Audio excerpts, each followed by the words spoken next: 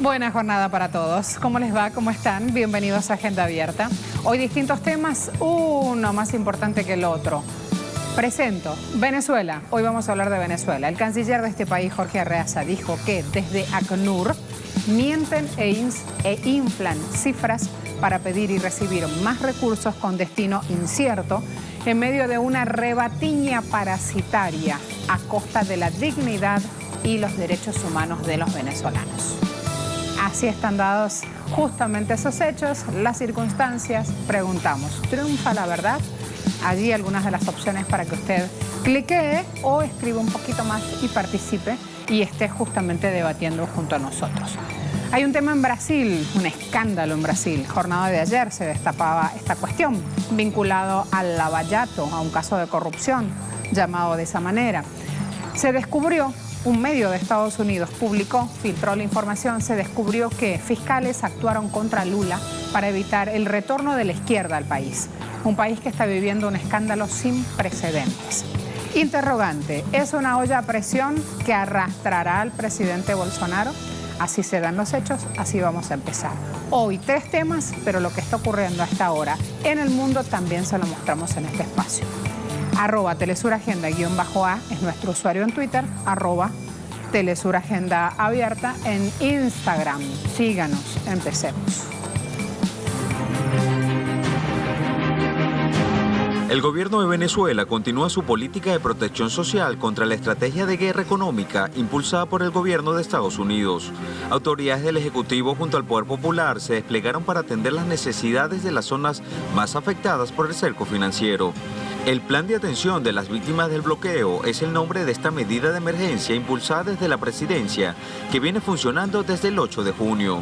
El presidente de Venezuela, Nicolás Maduro, indicó que este plan buscará atender a personas en situación de calle con programas de alimentación en los barrios y comunidades vulnerables mediante misiones sociales y programas de salud. Mientras tanto, desde organismos multilaterales y medios de comunicación incentivan la migración venezolana. Así lo denunció el ministro de Relaciones Exteriores, Jorge Arreaza. Un estudio revelado por el Alto Comisionado de las Naciones Unidas para los Refugiados, ACNUR, señaló que al menos 4 millones de venezolanos han migrado desde el año 2015.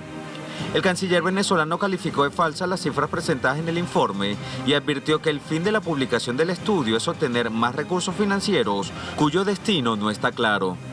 Hoy en Agenda Abierta analizaremos las consecuencias del bloqueo económico dirigido desde Washington y las consecuencias de la campaña mediática contra la nación suramericana.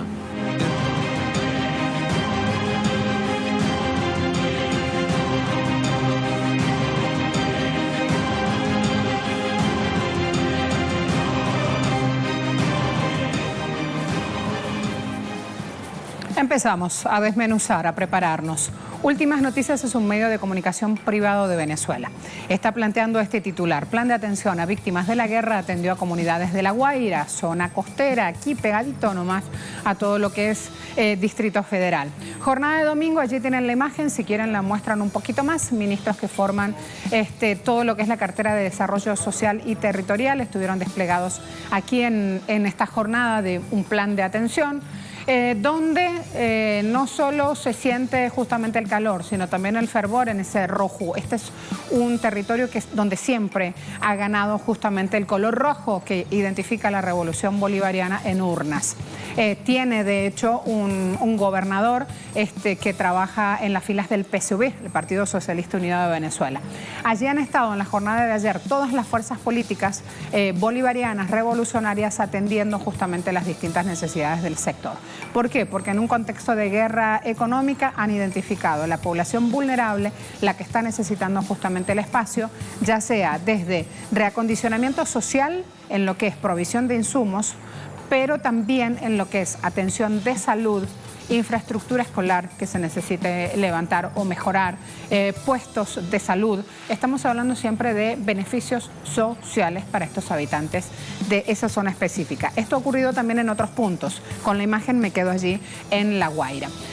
Vamos a otro portal y vamos a ir más rápido porque hoy tenemos mucho en este programa para que nos alcance el tiempo, sobre todo en lo que es Lava Jato en Brasil. Correo del Orinoco, Trump, con mi CLAP no te metas. Así le han dicho voceros justamente de estos comités locales de abastecimiento y producción, CLAP en todo el país, que se han concentrado el sábado aquí en la capital Caracas gritando esto: Trump, con mi CLAP no te metas. Repudian justamente la decisión que ha tomado el presidente de Estados Unidos, quien amenazó con sancionar a este programa social como un mecanismo justamente cruel para aumentar los estragos de la guerra económica en el pueblo venezolano. Nos quieren matar de hambre, pero el pueblo venezolano es tan gallardo que no van a poder con nosotros, decía Marilú, una lideresa que aquí en esta nota que pone Correo del Orinoco da su testimonio. Así que si quieren conocer un poquito más lo que decía Marilú, las personas que marcharon el sábado pueden ir a este portal para obtener la información. Cancillería venezolana dice: gobierno bolivariano denuncia la creación de falsas agencias de gestión de asuntos consulares venezolanos. Ojo al piojo. Gestorías ilegales que se han anunciado y que supuestamente van a tener supuestos sistemas de registro consular. Esto no es correcto, es cuidado con las fake news, con las noticias falsas. Estos son dispositivos de captación de datos privados de los ciudadanos, pasan a formar una base de datos, vaya a saber para qué aventura política, así que mucho cuidado con esto. Venezuela cuenta con una red de 118 oficinas consulares en 89 países que día a día atienden al público que va a solicitar allí diversos servicios, no solo renovación de pasaportes. Así que cuidado, que los únicos documentos venezolanos aceptados como válidos en el mundo son los emitidos por esas autoridades consulares, justamente autoridades gubernamentales venezolanas. Luego voy a avanzar con otro portal también, allí ya lo tienen, Sputnik, citando la voz del canciller venezolano, repudiando los informes de ACNUR sobre migrantes venezolanos. Tras el fracaso del golpe de Estado en estrategia contra Venezuela, retoman la matriz migratoria que había desaparecido de los medios de comunicación desde enero, ha dicho el canciller. Esta derrota y el desespero los lleva a reciclar temas, readecuando la obsesiva agresión contra el país. Lo escribí en Twitter, si quieren, amplían allí. Avanzo también a esta hora con otros portales y con otros datos de qué es lo que está pasando. La cruel consecuencia de este bloqueo financiero contra Venezuela. Buscan ahogarnos y entre el 2013 y el 2017 consiguieron estos resultados. Generaron estas pérdidas dentro del suelo nacional, más de 350.000 millones de dólares. También consiguieron que bajara la balanza importadora de 60 a 12.000 millones. Miren lo que en el medio no se ha podido comprar con ese dinero. Entre 2014 y 2017 se perdían también 68.000 y un poquito más, siempre de millones y siempre en dólares, para pago de deuda externa. Cuando hablamos de estas consecuencias del bloqueo financiero, también tenemos que no solo ver las importaciones, sino las exportaciones. El 95% de los ingresos petroleros no se han podido ejecutar. Se han confiscado ilegalmente reservas de oro, lo ha hecho el Banco de Inglaterra. Se ha prohibido el uso de cuentas bancarias para importación de medicamentos y comidas, algo que es tan vital justamente para dar bienestar social a los venezolanos y a los residentes en este país, porque también hay que decir que no son solo venezolanos, sino la gran cantidad de latinoamericanos y hasta de europeos que viven en este suelo y que también tienen usufructo, uso y goce de ese servicio, porque es para todos. Además, voy a seguir avanzando. Se han confiscado y retenido más de 5.400 millones de dólares. Bancos internacionales, bancos usureros, buitres, han hecho zarpazo feroz contra las arcas de los venezolanos. 40.000 ciudadanos han fallecido consecuencia de estos hechos. Vamos a ir a sumar información también. Hasta ahora tenemos desplegados ya el espacio de análisis y el espacio de actualización de los hechos en Venezuela. Así que nos preparamos entonces con Luisito para ir ampliando nuestra ventana. ¿Cómo estás, Luis? Buen lunes. Hola Marcela, te saludo a ti, a la audiencia que sintoniza en las pantallas de Telesur. Sin duda, este fin de semana culminó con estas mismas denuncias que se mantienen desde Venezuela. Un bloqueo financiero y comercial. También se pudo conocer a través del canciller Jorge Arreaza esta denuncia con respecto a las organizaciones internacionales que se incluyen en este plan que busca manipular y desinformar con respecto al contexto que vive Venezuela. El canciller Jorge Arreaza explicaba que se intenta seguir manipulando las cifras cifras del acto migratorio que ha ejercido el pueblo de Venezuela. Sin embargo, él invitaba a estas organizaciones, específicamente a la ACNUR, a sumarse a la verdad con Venezuela. Esta manipulación del supuesto éxodo que ha ocurrido en Venezuela, el canciller ha dicho que se trata justamente de personas que han decidido partir a otras latitudes. Sin embargo, hacía una comparación que esta realidad que ellos se encuentran en estas naciones ha sido develada por el plan Vuelta a la Patria, quien superó los 14.000 connacionales que decidieron retornar a Venezuela en el marco de esta manipulación mediática justamente que pudo engañar a estas personas para que puedan irse a otras naciones. El bloqueo económico también fue un tema que se denunció este fin de semana a través de una movilización por parte de las fuerzas chavistas, quienes decían que si es de mantenerse en las calles para seguir defendiendo la protección social, y ellos se referían justamente a los comités locales de abastecimiento y producción, por sus siglas CLAP, que se mantendrán en las calles para seguir demostrando a la administración de Donald Trump que son más los venezolanos que quieren seguir en paz y que son más los venezolanos que quieren sumarse a esta denuncia de asedio internacional. Muchas gracias, Luis. De inmediato el espacio de análisis con Óscar Bravo Guaramato, politólogo venezolano, está acá ya en nuestro estudio. Lo saludaba rapidito, Óscar, y voy a ampliar. ¿Cómo está? ¿Cómo le va? Muy bien, excelente. Aquí planteando justamente para empezar la semana cómo están los hechos en la nación venezolana, donde hemos visto este fin de semana una visita de una actriz hollywoodense por todo lo alto a la frontera Venezuela-Colombia. Y el canciller venezolano saliendo a desmentir los datos de ACNUR. Así que empecemos por ahí y luego planteamos los siguientes puntos. ¿Le parece? Claro, eso lo que hace es comenzar uno a decir de que la parte mediática ha hecho una fuerza muy poderosa en todo este ataque, lo que llaman sanciones, bloqueo, y la parte publicitaria en las cuales han querido vender, primero, de que la migración es mayor de la que se está hablando.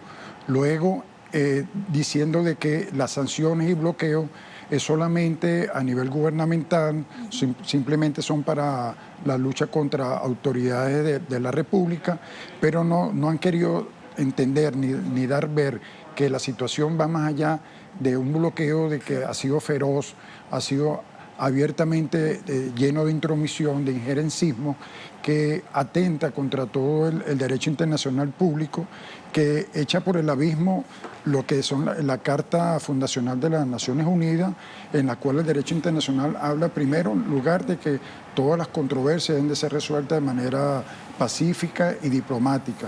Y el uso del bloqueo es intromisión, es la lucha contra la soberanía, contra la independencia, es el irrespeto a los estados, y algo muy particular, que este injerencismo, sobre todo imperial, que hablan de democracia y de libertad, y entonces están atentando contra la libertad del libre comercio, de las exportaciones e importaciones dadas por los estados, y que, bueno, abiertamente estamos en presencia de un hurto, un robo de los recursos. Hay más de 5.000 millones de dólares retenidos en bancos europeos. Eso significa de que atentan contra la adquisición de medicina y alimentos, y eso es un derecho humano fundamental, que es el derecho a la vida. Es decir, que desde el punto de vista del derecho internacional estamos en presencia de crímenes de lesa humanidad. Óscar, tengo en mis manos una publicación. ¿Cuándo fue publicado esto en Últimas Noticias? El día jueves me lo publicaron. El jueves pasado publicaron un artículo de Óscar en Últimas Noticias, que es un medio de comunicación privado venezolano. Y aquí Óscar remarca que se está caracterizando este momento político por desencuentros verbales de gran impacto confrontacional.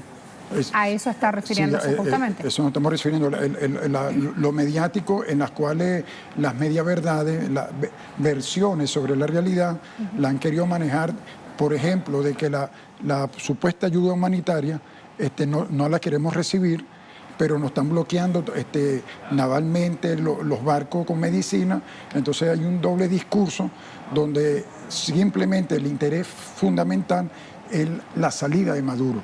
O sea, históricamente lo hicieron en Libia, lo hicieron en Irán con Hussein, lo hicieron con Gaddafi, donde mediáticamente lo que vendieron al mundo la idea que era, al salir de una persona, automáticamente se iban a resolver todos los problemas. Y la realidad lo que ha hecho es que en el caso de Irak y Libia, los problemas se han agudizado, o sea, los niveles de gobernabilidad se han disminuido fuertemente, prácticamente son pueblos sin ley, son guerras civiles y donde no hay gobernanza, porque el interés era de obtener los recursos naturales de esos países que previamente bloquean.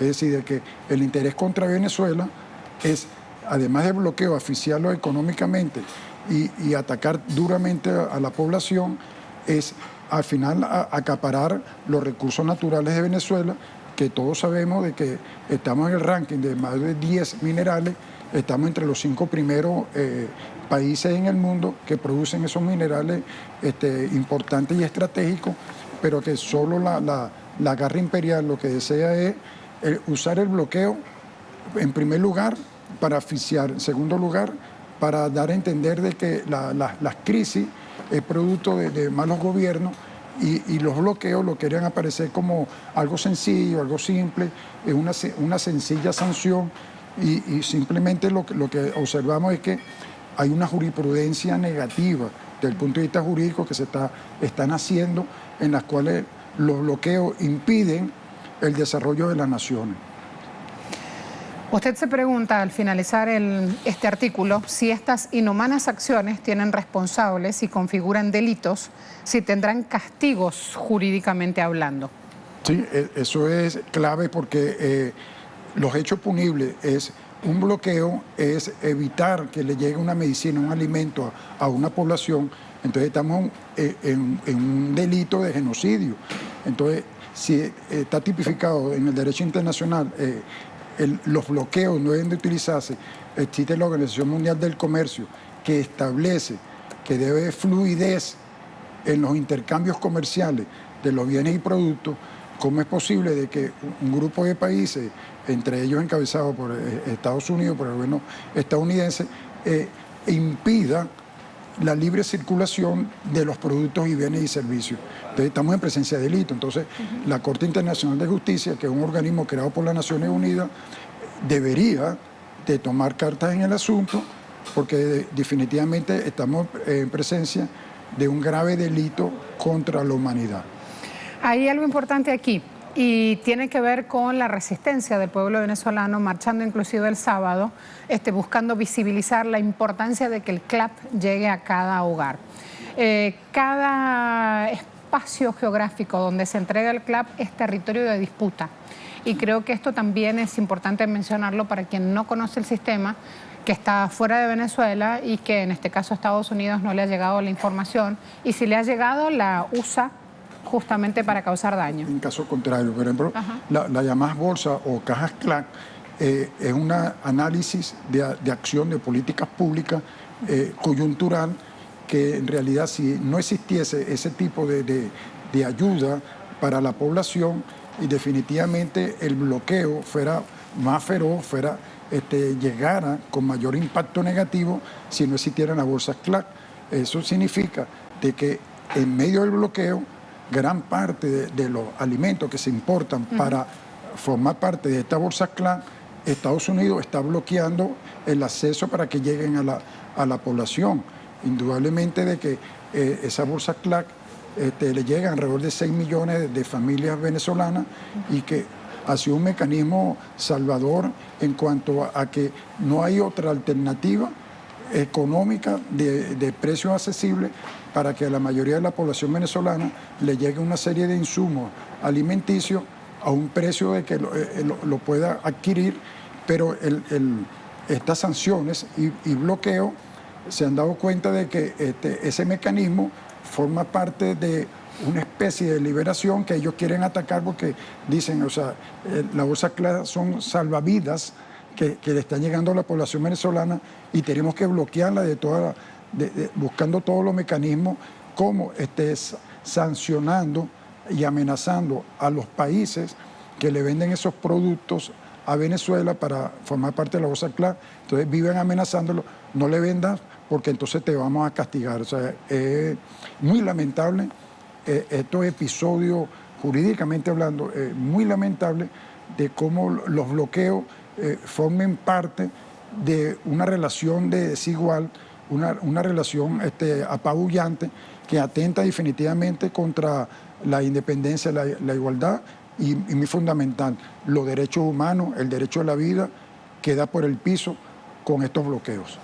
Hay una respuesta muy interesante a nuestra pregunta en Twitter que la da Alex. Dice, muchas ONGs y personas en lo individual están haciendo negocios de supuestamente cuidar los derechos humanos de los venezolanos y dan el aval al imperio para intervenir en los países que no están alineados a sus designios. Una postura interesante acá ya metidos de lleno en el espacio Twitter. En Twitter pusimos, el canciller Jorge Arraza dijo que desde ACNUR mienten e inflan estas cifras justamente sobre un tema de migración, que era un tema que ya lo habían dejado justamente no solo la prensa, sino también los actores políticos, y que hoy vemos que aparece de nuevo resucitado cada vez que es necesario mantener la atención mediática. ACNUR mienten e inflan cifras para pedir y recibir más recursos con destino incierto, es lo que dice Arreaza, en medio de una rebatiña parasitaria, sobre eso está hablando nuestro invitado, a costa de la dignidad y derechos humanos de los venezolanos. Preguntamos, ¿triunfa la verdad? 36% dice sí, 18% dice no, 46% dice Trump genocida. Allí inclusive la tercera opción de Trump genocida es la opción que a esta hora encuentra mayor adhesión a la hora de responder. Y yo le pregunto, sobre todo pensando en uno de los temas que ya vamos a abordar en Agenda Abierta, después de haber conocido ayer lo que se filtró en el caso Lavallato, donde queda claro que organismos de justicia trabajaron en contra de Lula da Silva para encarcelarlo, porque justamente iba a lograr resultados en urnas que no quería la derecha mundial, ahí todos los buitres incluidos. Pensando en eso, le pregunto a usted ahora, Óscar, ¿triunfará la verdad en algún momento sobre los hechos en Venezuela? Bueno, debería de triunfar porque lo que está ocurriendo en el mundo, el caso de Lula da Silva es bastante patético, de que es un verdadero preso político, porque él iba a ser el candidato ganador de las elecciones, o sea, todo conducía a eso, y bueno, le montaron toda una tramoya jurídica para penalizar la disidencia, penalizar todo lo que esté en contra de lo que no se acerca al imperio, eso es lo que se está penalizando. Entonces, bueno, los organismos como la Corte Internacional de Justicia, la Corte Penal Internacional, tienen que actuar definitivamente sobre lo que está ocurriendo en Venezuela, porque es algo despiadado. O sea, ya ni siquiera se acerca el caso cubano de más de 50 años de bloqueo. En caso venezolano ha aumentado la ferocidad y la forma macabra en que nos quitan el dinero, nos quitan Cisco. O sea, también hacen otro uso del factor tiempo, ¿no? Sí. Aquí vino todo acelerado. Todo acelerado y de manera multifactorial y ataque de todos los ángulos.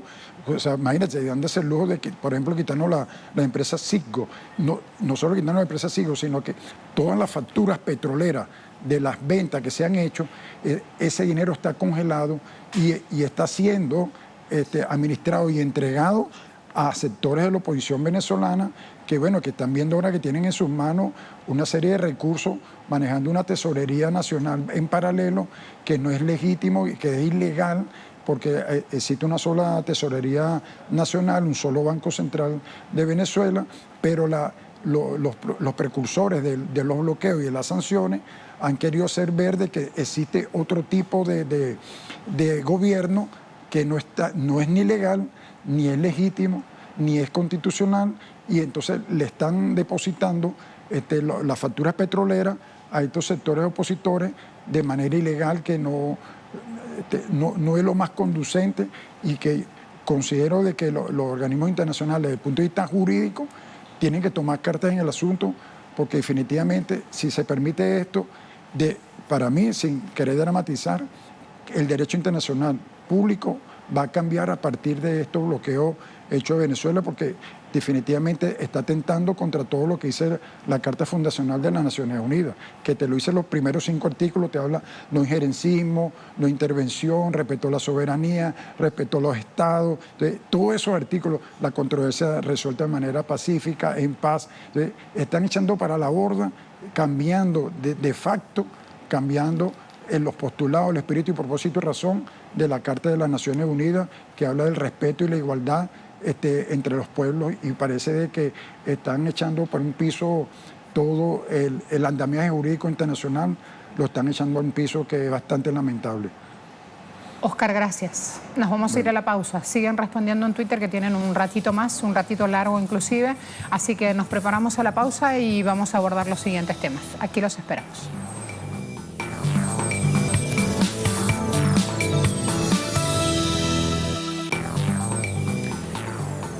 Nos vamos a los hechos en Guatemala. Hay una nueva encuesta presidencial.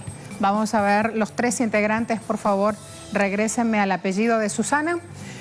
Una de las integrantes que va encabezando justamente estos eventos electorales. Vamos a pantalla completa, por favor.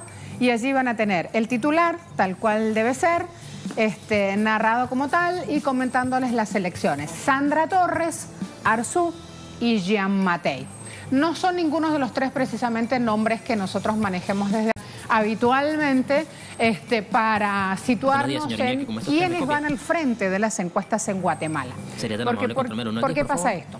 Porque todo lo que tenemos hoy por hoy de Guatemala no es la carrera electoral con este voto 502 como están viendo en la etiqueta, sino lo que están viendo es la cantidad de casos de corrupción que un día tras otro van poniendo sombras a este panorama de la democracia en el país.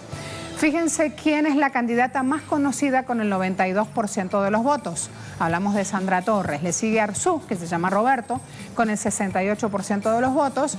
Y luego van a tener también una explicación muy interesante, que la mayoría conoce a Arzú por su padre y por haber sido presidente del Club Deportivo Comunicaciones. A Sandra Torres la conocen muchas personas, pero tienen una opinión negativa. Así que así también estos puntos van apareciendo aquí como aspectos a desarrollar cuando uno va conociendo a los candidatos en Guatemala. Alejandro Jean Mattei es el tercero en cuanto a cuánto conocen los ciudadanos a los candidatos, y él dice que las personas que lo ubican allí es por haber sido candidato ya en otras ocasiones, o sea, que está en el ruedo político. Esa encuesta es interesante no solo porque devela quiénes tienen la mayor intención de votos para las próximas elecciones presidenciales, sino porque también va acotando esas otras informaciones que no conocemos habitualmente en este ámbito de contienda electoral en Guatemala. La hora está situando. Caravana Invisible suma 211.000 detenciones. Mario. ¿Qué hay detrás del éxodo sin precedentes? Y cuando hablamos de Caravana Invisible, ¿qué hablamos? De la cantidad de migrantes que se van porque no tienen empleo, porque no tienen educación, no tienen salud, seguridad, y hay otro punto aquí que los obliga a dejar sus casas, y es corrupción. Permítanme. Está en el medio. Caso maíz, caso frijol, caso café, también son causas que aparecen detrás de la razón de por qué tantas personas dejan su país. Voy a ver el siguiente portal, allí lo mostramos.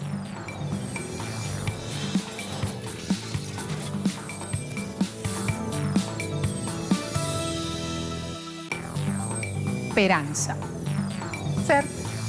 Vamos a ver quién es Sandra. Segunda vez que está en el ruedo político, con lo que implica además que una mujer esté en este escenario. Se está postulando a la presidencia, segunda vuelta, le tocó ir con Jimmy Morales en el 2015, es licenciada en comunicación social, ex primera dama porque es la esposa de Álvaro Colón. Allí la tienen.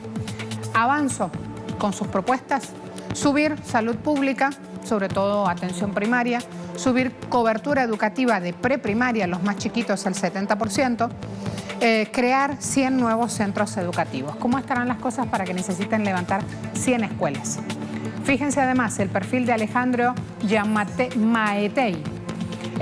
Cuarta vez que se postula para el cargo, ya estuvo al frente de la Organización de Transporte Público en la Municipalidad de Guatemala, fue director del servicio carcelario, denunciado por una operación llamada Pavo Real, en la cual murieron 7 presos. En el año 2011 un juez cerró el caso. Hay una propuesta electoral que lleva este hombre y es subir exportaciones, ponerle más soporte financiero a las pymes, estimular el turismo. Y fíjense quién además es Telma Cabrera, como la tercera en cuestión acá, de origen maya, ¿sí? miembro del Comité de Desarrollo Campesino, postulada por el Movimiento para la Liberación de los Pueblos. Y ella propone, en su espacio de trabajo, lograr la creación de un Estado plurinacional, masificar la atención en lo que es salud y educación, nacionalizar empresas eléctricas, crear una ley antimonopolios, revisar concesiones, hacer el uso soberano de recursos naturales y crear también una constituyente. Dejo acá con el perfil de Manuel Villacorta Binac, politólogo, sociólogo, analista, asesor político de movimientos indígenas nacionales, embajador ante Israel en el año 99. Propone crear justamente el programa de seguridad y soberanía alimenticia para erradicar el hambre y la desnutrición. Propone también subir niveles de seguridad del país, ofreciendo más empleo, educación y deporte, priorizar el desarrollo rural. Me voy con Mario Rosales a ver cómo están calando estas propuestas y qué es lo que está ocurriendo en el país. Bienvenido, Mario, ¿cómo te va? Hola, Marcela, ¿qué tal? Un saludo a toda la audiencia de Telesur y de Hacienda Abierta de esta hora. Hablemos de lo que está pasando justamente en lo que es la presentación de los candidatos y cómo se reciben las propuestas. Por favor, Mario. Bueno, Marcela, digamos que esta ha sido una contienda electoral en donde, debido a la judicialización de tantos casos de candidaturas presidenciales, recordemos que hace tan solo 4 semanas las dos candidatas que estaban, digamos, dentro del segundo y tercer lugar con mayor preferencia electoral, hablamos de la hija del exdictador José Efraín Ríos Montes Uribe y el fiscal general del Ministerio Público Ángel Maldana.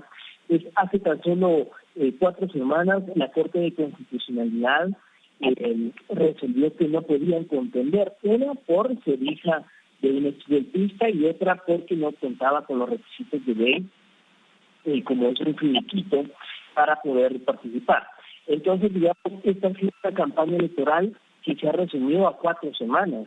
Prácticamente en las últimas 4 semanas los candidatos pudieron despegar y se pudo limpiar el panorama de quienes realmente iban a estar finalmente en esta papeleta electoral. Esto ha hecho que, digamos, los candidatos que tenían ya varias campañas de correr pues tuvieran una ventaja en cuanto a conocimiento y en cuanto a proyección. Digamos que los candidatos nuevos en este escenario tuvieron muy poco chance de darse a conocer en el país. Así que estamos hablando de una campaña electoral sumamente judicializada, una campaña electoral de muy corto tiempo, en donde pues, prácticamente se benefició a quienes ya habían contendido en otras oportunidades y, digamos, al día de hoy, los últimos sondeos de opinión hablan que hay hasta un 26-27% del electorado indeciso o que no sabe, digamos, por quién votar. Esta semana es prácticamente la última semana de campaña. La veda electoral iniciará el viernes 14 y pues los guatemaltecos van a unas urnas completamente, se siente un desánimo en el país, no hay realmente una digamos, alegría o una motivación para cambiar el sistema. ¿Por qué? Porque, digamos, la frontera y todas las encuestas, la ex primera dama Sandra Torres, pues tiene una solicitud de justicia pendiente que la Corte Suprema de Justicia tiene que resolver. Digamos, es una candidata que llega a esta contienda ya con un problema legal, ¿verdad? Por temas de financiamiento electoral ilícito de la campaña 2015. Entonces, digamos, el voto duro de ella es en el interior del país, pero pues está ese elemento que la población dice, bueno, hay una candidata puntera con altas probabilidades de ser presidenta del país, pero ya hay una solicitud de antejuicio por el financiamiento que recibió en el año 2015. Hay quienes dicen, bueno, va a tomar, si ganaba la presidencia, ¿qué va a pasar? ¿La van a desaforar? ¿No la van a desaforar? En fin, una serie de elementos que hacen que estas elecciones de 2019 sean unas elecciones atípicas, altamente judicializadas y sin opciones reales de los guatemaltecos en cuanto a poder cambiar y dar un giro a esta situación que tiene el país con miles de pobres, millones de gente en la miseria y el problema latente de la migración. Gracias, Mario. Me voy al espacio de análisis con Iñaki Gil de San Vicente, analista internacional, intelectual vasco. Iñaki, ¿cómo le va? Buen día. Muy bien, muchas gracias. Gracias a usted por atendernos. Nos encuentra un país centroamericano en el análisis de este día, con todo lo que implica estar en Centroamérica y con un gobierno como tiene en Guatemala hoy por hoy. Bueno, la realidad es que si bien hay una indiferencia con respecto al sistema electoral oficial, sin embargo, la sociedad guatemalteca está caracterizada, digamos, en estos momentos por tres fuerzas fundamentales, ¿no? Una es una fuerza destructiva, que es la corrupción endémica.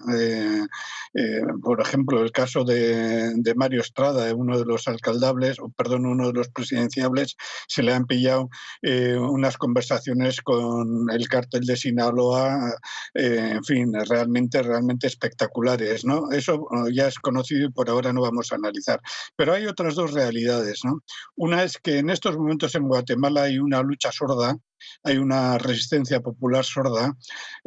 Solamente al comienzo del 2019 había censados casi 1.500 conflictos con la clase trabajadora, que es mayoritariamente indígena. El 42% de la población es población autóctona, población originaria, y prácticamente este 42% de la población está en un estado apoyada también por trabajadores y trabajadoras de los centros urbanos empobrecidos, de las villas, etcétera. Ya te digo, hay aproximadamente 1.500 conflictos en estos momentos, la mayoría por la cuestión de la propiedad de la tierra, pero también por la cuestión educativa, por la cuestión de la sanidad, por la cuestión de la educación, por la cuestión del transporte, etcétera, ¿no? Ocurre, y esto es un dato que hay que tenerlo en cuenta, ocurre que la legislación guatemalteca, inmediatamente cuando un conflicto molesta, y molestan casi todos, es calificado legalmente como un conflicto criminal, como un conflicto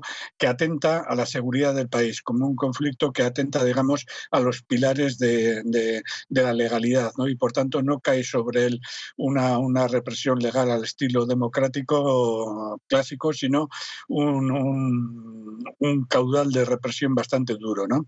Simplemente un dato en este área que estamos analizando. En el año 2018, como mínimo, fueron asesinadas, al puro estilo colombiano, fueron asesinadas 22 personas luchadoras, defensoras de los derechos, como mínimo, porque hay otros casos que ni se han denunciado o que se han dicho que no son asesinatos o que no tienen motivación de defensa de derechos humanos, etcétera. Esta es una realidad que se oculta y que es central, ¿no? Y luego queda la tercera realidad, y es que hay 2 millones, 3 millones de guatemaltecos exiliados, no solamente por explotación y hambre, sino también por persecución, exiliados económicamente y políticamente en Estados Unidos, ¿no?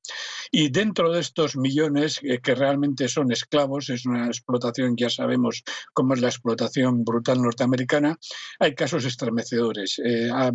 Recientemente ha muerto un niño guatemalteco simplemente por el trato de campo de concentración que están recibiendo. Hay 4 niños asesinados en los campos de concentración norteamericanos, ¿no? Por tanto, estos tres son los factores que engloban estas elecciones. Uno de ellos, resistencia popular permanente, que no sale en la prensa. Son 1.500 conflictos, esto es mucho, 1.480 y tantos creo que son. Esto es mucho para cualquier país. Son 22 asesinatos en un año, asesinatos por razones políticas y sociales. Esto es mucho también para cualquier país. Y luego, como he dicho, una situación de que hay otra Venezuela malviviendo en los Estados Unidos. A esto le unimos la corrupción y le unimos el componente de indiferencia popular hacia las elecciones. Todo indica que casi seguro tendremos que esperar al 15 de agosto a la segunda vuelta para ver cómo llegan a acuerdos, ¿no? Hay un caso clarísimo, ¿no? Que es el caso de la fiscal Telma Aldana, una fiscal que había empezado a investigar la corrupción, que se mueve es una de las personas más ricas de Guatemala y con acusaciones menores porque prácticamente no hay nadie que no tenga ningún fleco, ninguna relación con una dosis de corrupción, pues le han prohibido que se presente a las elecciones, ¿no? Y concluyo, de 22 listas electorales, 11 están sometidas a severa investigación, que probablemente no quede nada, pero severa investigación por la corrupción. De 22 listas, 11. Sabe que ayer Telma Aldana en Twitter ponía una publicación justamente: yo elijo un mejor futuro para mi Guatemala, por eso no debemos votar, dice ella, por Sandra Torres ni por UNE. Guatemala merece un futuro sin corrupción. Y ese tweet recibió 4,6 K de corazones, o sea que encontró un gran apoyo en redes sociales. Pero en general, eso es lo que trasciende de toda la jornada electoral y toda la jornada social de ayer domingo en Guatemala. Por ahí hay algún otro tuit en red social hablando del comportamiento de la selección de fútbol del país y nada más. Ese silencio mediático, ¿qué nos indica? Este silencio mediático nos indica dos cuestiones. Una, a nivel internacional, que hay una política de silencio para todo lo que es Centroamérica y el Caribe, que inmediatamente se extiende para todo lo que es la zona de Venezuela, Ecuador, Colombia, etcétera, para toda nuestra América, ¿no? Pero básicamente eso, porque al lado de Guatemala, como todos sabemos, está la zona de México, está un poquito más abajo, está El Salvador, está Honduras, que está sometido Honduras a un goteo de terrorismo y de asesinatos prácticamente cada semana. Hay una política de silencio por parte de la multinacional de la manipulación para que no se conozca. Esto es un factor, ¿no? Y otro factor es que esta política de silencio, sin embargo, también tiene el objetivo de que los propios pueblos de Centroamérica no conecten entre ellos, de que las resistencias guatemaltecas se conecten con las resistencias mexicanas que van al alza, se conecten con la situación en El Salvador, se conecten con las poderosas resistencias que hay en estos momentos en Honduras. En Honduras en estos momentos hay una resistencia de los trabajadores de la educación, de las trabajadoras de la educación, también de todo el movimiento indígena, que es realmente loable, realmente encomiable, ¿no?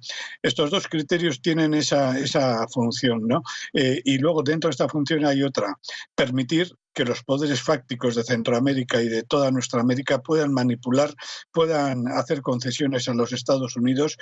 Hay un debate, por poner un caso, en este debate electoral ha habido, en el caso de Guatemala, ha habido entrevistas en televisión que eran realmente tristes. La mayoría de los políticos decían que había que salvaguardar la independencia nacional de Guatemala, pero sin embargo sabemos que el 90 y tantos % del establishment, de la casta política, depende de la tolerancia de Estados Unidos hacia ellos y de las conexiones internas, ¿no? Y por último hay un último factor en este silencio, ¿no? Que no quiere que trascienda la importancia que tienen las transnacionales en el saqueo sistemático de Guatemala y de sus recursos y en el silenciamiento de ese 50% de población indígena. Y menos todavía aquí, en el Estado español, la función de las transnacionales españolas que saquean Guatemala. Saquean Guatemala, una operación de saqueo histórico, tenemos que decir, lamentablemente, en este caso. Y cuando hablamos ahora de que se abre una ventana justamente al futuro, ¿qué deberíamos privilegiar allí? Ya pensando en los votantes o en abrir este espacio justamente y no ir por el voto en blanco, como también se propone en redes sociales. Iñaki.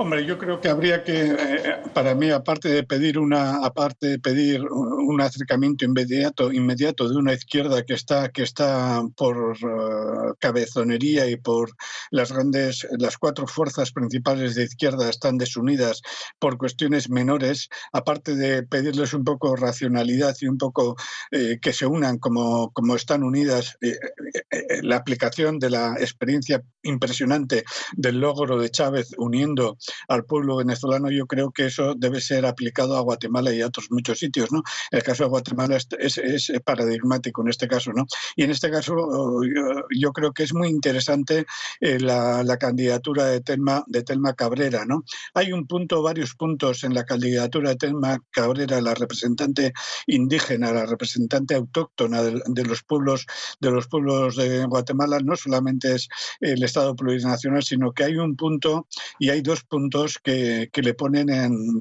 la mira del odio. En la mira del odio de la minoría blanca, ¿no? Son los siguientes. Una, pide con toda la razón del mundo, pide que haya una reducción de los sueldos de los altos funcionarios. Eso es un saqueo para la economía guatemalteca y es uno de los focos de la corrupción.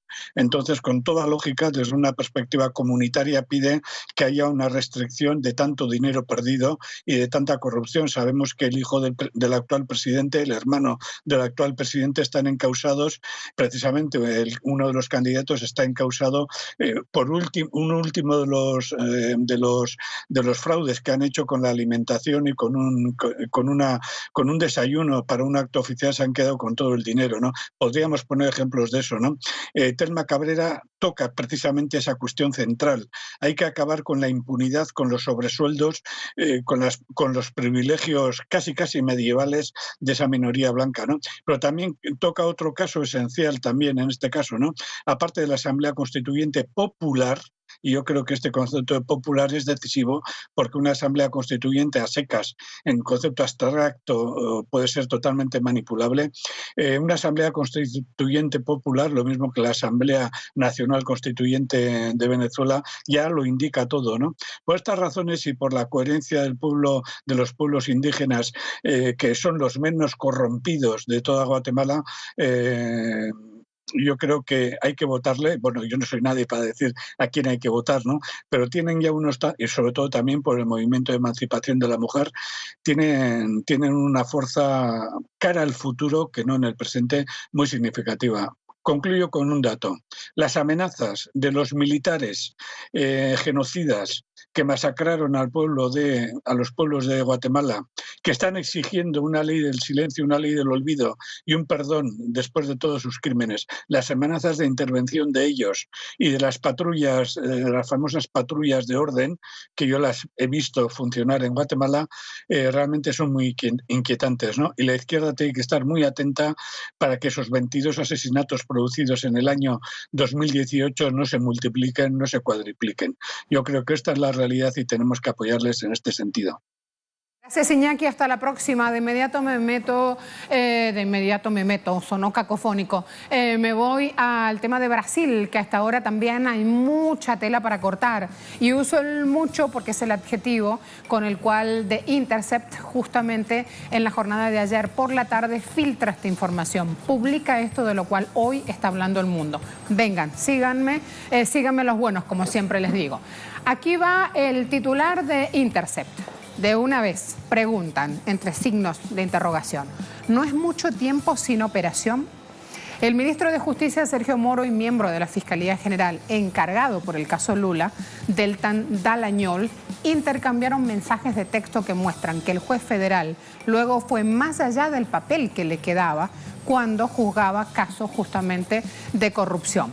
Hay varias conversaciones privadas filtradas, hasta ahora inéditas, donde Moro sugiere al procurador que cambie el orden de las fases de esta operación de corrupción llamada Lavallato y que cobró agilidad con nuevas operaciones. Moro dio consejos estratégicos, Moro dio pistas informales de investigación, anticipó al menos una decisión, imagínense, vía un chat, criticó y sugirió recursos al Ministerio Público y dio broncas en Dallagnol como si él fuera un supervisor jerárquico de los fiscales y de la Policía Federal. Cuando alcanzamos a digerir esto es cuando recién se pone lo bueno. Vía Telegram hicieron todos estos contactos y la prensa brasileña justamente ya en la jornada de ayer, que había silenciado porque nada dijo Globo en un primer momento, ya a esta hora va acotando justamente y va tratando de sumar información de este caso que tiene información numerosa y que tiene una sola certeza: atentaron contra derechos del expresidente Lula da Silva. Lo coartaron. Poder 360 dice, 5 años de Lava Jato, 5 años solamente, 285 condenas, 600 demandados y 3.000 años de penas. Las condenas fueron resultados de investigaciones de una asociación que hizo el Ministerio Público Federal con la Policía Federal y que desencadenaron 60 fases, 60 capítulos, digamos, de esta investigación por la operación de corrupción llamada Lava Jato. Las 3 últimas se hicieron este año. En total, marzo de 2014 a marzo 2019, 5 años, las operaciones, tanto en Río como en Paraná, resultaron en más de 1.644 búsquedas y aprehensiones, 262 conducciones coercitivas, 347 prisiones preventivas, 196 prisiones temporales. Tienen ahí algo de lo que hasta ahora va diciendo la prensa de Brasil. Está en Sao Paulo Ignacio Lemus. Nacho, voy contigo para conocer lo que pasa. Saludos, estudios. Explotó una bomba en los medios de comunicación de Brasil porque el último domingo el diario de internet Intercept publicó filtraciones de mensajes de la aplicación Telegram entre Sergio Moro, el ex juez del caso Lava Jato, hoy ministro de Jair Bolsonaro, el juez que encarceló a Luis Ignacio Lula da Silva, y los fiscales y procuradores del caso Lava Jato. En estos audios queda revelado el carácter ilegal y también imparcial de la justicia brasileña en el proceso que encarceló a Luis Ignacio Lula da Silva durante la campaña electoral cuando se presentaba como favorito en las encuestas. Según los mensajes develados por Intercept, el entonces juez Sergio Moro orientó a los procuradores en el proceso de realización de la denuncia que luego recibiría Sergio Moro, una acción de carácter ilegal sin independencia por parte de los procuradores, y esto después se fue demostrando en diferentes procesos denunciados por la defensa de Luis Ignacio Lula da Silva, que también habían advertido que algunos casos, otras denuncias contra Lula da Silva fueron copiadas exactamente de la denuncia que había sido presentada por Sergio Moro. Entonces muestra cómo el juez ha orientado a los diferentes a los diferentes sectores del Ministerio Público Federal de Paraná para que la denuncia contra Luis Ignacio Lula da Silva tenga consistencia y ser recibida por él. Otros puntos importantes también fueron la articulación de la filtración de escuchas telefónicas entre Luis Ignacio Lula da Silva y Dilma Rousseff, que llevaron a manifestaciones masivas contra el gobierno de Dilma Rousseff y presionaron para que se lleve a cabo el impeachment. Filtraciones a los medios de comunicación que fueron organizadas por parte de Sergio Moro y el procurador del tal Daniel, uno de los coordinadores del caso Lava Jato, según han revelado estos mensajes de Telegram filtrados revelados por el medio Intercept. Otro punto importante es que también tanto el procurador Daniel como también Sergio Moro intentaron impedir las entrevistas de Luis Ignacio Lula da Silva con medios de comunicación de Brasil y otros medios del exterior. Esto ocurrió durante la campaña electoral para evitar que Fernando Haddad sea presidente de Brasil. Las declaraciones de Lula podrían llevar a Fernando Haddad a ser presidente de Brasil, un aumento en los votos para Fernando Haddad, y es por eso que intentaron evitarlas y tuvieron suceso en evitar la realización de entrevistas por parte de Luis Ignacio Lula da Silva, que solo tuvieron lugar recién este año, cuando ya había pasado mucho tiempo de la elección presidencial y de la asunción de Jair Bolsonaro. Además, entre los mensajes se destacan algunos en los que los procuradores del caso Lava Jato se manifiestan preocupados por una eventual vuelta del Partido de los Trabajadores al poder. De modo que queda clarísima nuevamente el carácter imparcial y también ilegal del proceso que encarceló a Luis Ignacio Lula da Silva. Otro punto importante, y para cerrar, es que la defensa de Lula remarcó que es necesaria la anulación del proceso contra el candidato a la presidencia por el Partido de los Trabajadores en el año 2018,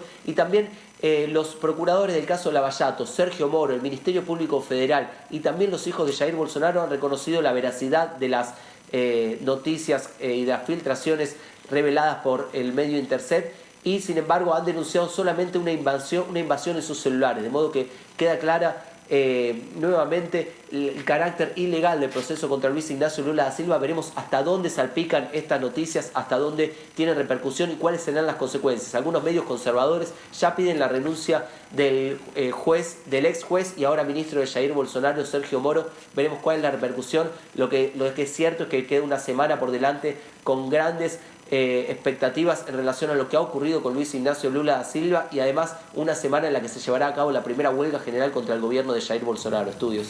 Gracias, Nacho. Me falta tiempo, pero hicimos a modo de cierre justamente todo el desarrollo de los hechos. Los veo mañana.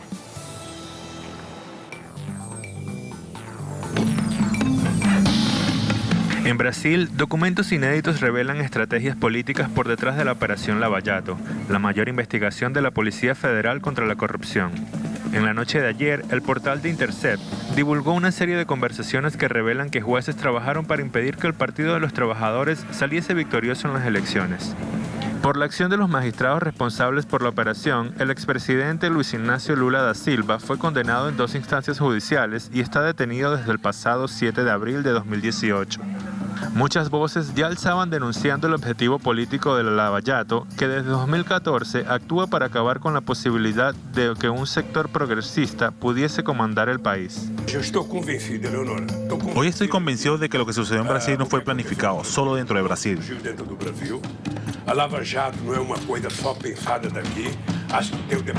La operación Lava Jato tuvo participación del Departamento de Justicia de Estados Unidos. Tenemos documentos, videos, intromisión de promotores en la justicia brasileña. El gobierno determina multas para proteger a accionistas americanos.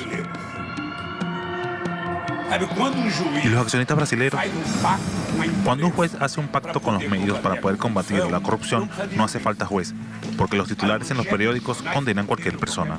Nombres como el encargado por la Lava Jato.